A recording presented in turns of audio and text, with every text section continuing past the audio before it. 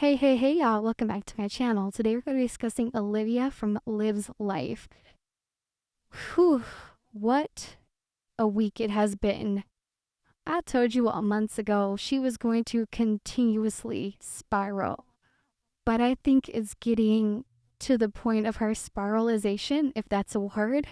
I don't think it is, where it's getting dangerous, where I believe she's going to spiral to the point of no return. I watched her live from the day before and I was disturbed. I looked into her eyes, which I try not to do because it is dark behind those eyes, and I had to get my hyssop oil and my holy water and pray Psalm 51 and Psalm 91, and I had to burn my Archangel Michael candle, and I had to air my house out with some cascarilla and some sage because it's so dark. I think it's getting extremely dark, you guys. First of all, I want to address the fact that she was on live stream in a nightgown and did like 5 lives back to back. The kids were sitting in diapers for hours. The kids were hungry and crying and sick. While she argued back and forth on live streams. What concerns me is no one has stepped in, and I think the person you would expect to step in, which is her mother, sits down in her chat on live streams and supports and encourages her behavior. And that is where her downfall is. The fact that her mother condones this psychotic behavior is alarming. And it's alarming because it's like, who's going to step in for AJ and Kailani? I think Zolo will be held accountable, and Kailani's father will be held accountable if something were to happen to them. The fact that Zolo's over there frying chicken wings and making pastas and drinks with his woman and his son, and he knows his son is suffering, is very alarming. It speaks to his character. The fact that Kailani's father, wherever he may be, is possibly watching his child suffer and not step in, I think it speaks volumes to these people's characters. And it also is so sad that no one cares about Kailani nor AJ. And where Olivia's spiralization comes in at is people care about Riot, people care about Christian, and people care about Robin. And those people are Gerard and Antonisha. See, Olivia thought she was going to come up here and she was going to run Antonisha away and she was going to get Gerard back and they were going to go off in the fucking sunset and have this big, happy, blended family. And since she's such, we know she's such a narcissist. And what she's having right now is a narcissist meltdown. She can't handle the rejection that was given to her. And now she's having a meltdown. And we make jokes, we laugh, but here's where the dangerous part comes in. Olivia has an obsession with Gerard, a very scary obsession that people don't want to talk about. And people just write it off as, oh, she's talking about him again. She's just bashing him. She's obsessed with him. And she's not going to walk away from this situation, this humiliation, with her hands clean. If you catch my drift, y'all think this shit a joke? Y'all looking at her spiraling as a joke, as content, as funny? That's why I have taken a few days off. That's why I have just watched this situation go on and on and on for the last week, and I haven't said anything. Because when it hits the fan, it's gonna hit the fan. She's not walking away from this humiliation from Gerard with her hands clean. It's eating away at her and you see it. But this is why you don't involve yourself in a marriage. This is why you don't get revenge. Vengeance is mine, said the Lord. If Gerard did you so wrong, Olivia, you should have let God handle that. But you wanted to take God's place and now you're losing your mind.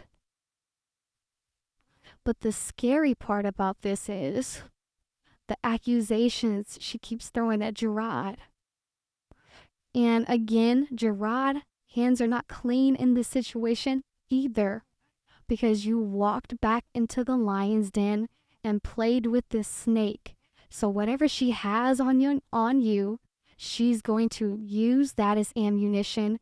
Whatever she wants to come up in her head to use against you, she's going to use that as ammunition. Fake text messages, fake videos, fake photos, whatever she wants, she's going to do it.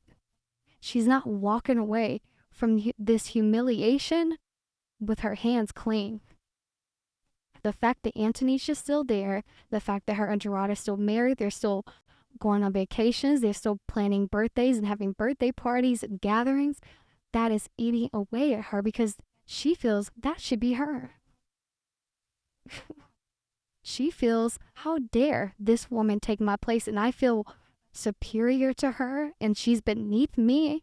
In Olivia's head, she feels that Antonisha, this black bitch, is beneath me. That's how she really feels, and she can't take that this brown-skinned, thick Texas baddie with these braids, who she doesn't deem as attractive, which we know that's all lies. Antonisha is a baddie, okay?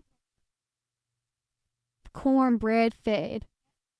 Olivia deems her as inferior, and she can't take the fact that this brown-skinned woman that she claims Gerard hates is taking her place. And since they are not giving her responses, she's been going back and forth with reactors all week, picking with reactors, laughing at reactors, dead family members, laughing at reactors, deceased babies, making fun of reactors' looks, making fun of reactors' children's looks. Picking with Jasmine, picking with Chrissy, picking with Key, picking with me, and they've all have not responded to her, which I applaud.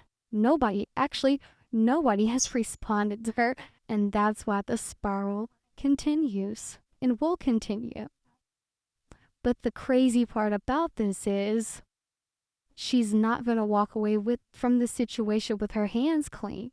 She's out for blood. And the only people that will suffer is Kailani and AJ, because no one has stepped in and no one is considerate of these innocent children.